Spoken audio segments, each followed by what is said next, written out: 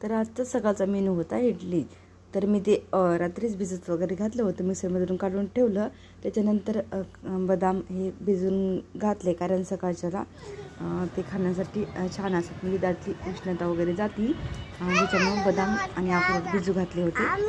तर हे पहा, आम्ही चाललो आता मार्केटला. पप्पा पण आले माझ्यासोबत.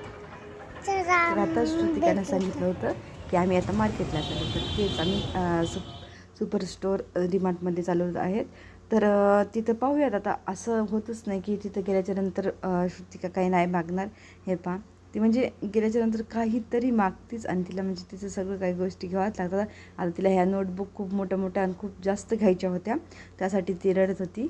मग तिला ह्या फायनली 2 नोटबुक वगैरे घेतल्या, आणि बाकी तिला जे पाहिजे होतं ते पण घेतलं. तर डीमार्टला आम्हाला जायचं होतं काही शॉपिंग करण्यासाठी, जे की सामान वगैरे आणण्यासाठी. आणि त्यातल्या त्यात मेन कारण म्हणजे आम्हाला गहू आणायचे होते. पण इथे गहू आणले, पण आता माहीत नाही, गॅसचाच पत्ता नाही, गॅस कधी संपते आमचं माहीत नाही, कारण आता गॅस संपतच आलेला आहे. आणि तो संपल्याच्यानंतर आजकाल तर भेटेना चालला गॅस. तर पाहू आता काय होतं आहे. तर त्याच्यानंतर मग आता आम्ही श्रुतिकाच्या ह्या श्रुतिकाच्या ह्या पॅन्ट आल्या होत्या, जे की आम्ही मागवलं होतं मिशोवरून. त्याच दाखवू लागली.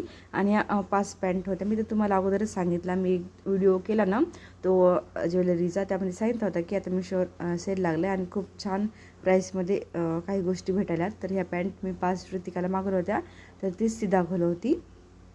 आणि बाकी आता जे ती काय आणलं ते दाखवत होते तुम्हाला.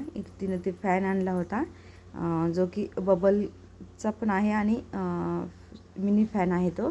आणि इथं ते कलर बॉक्स वगैरे आणले होते, आणि नोटबुक तेच दाखवत होती.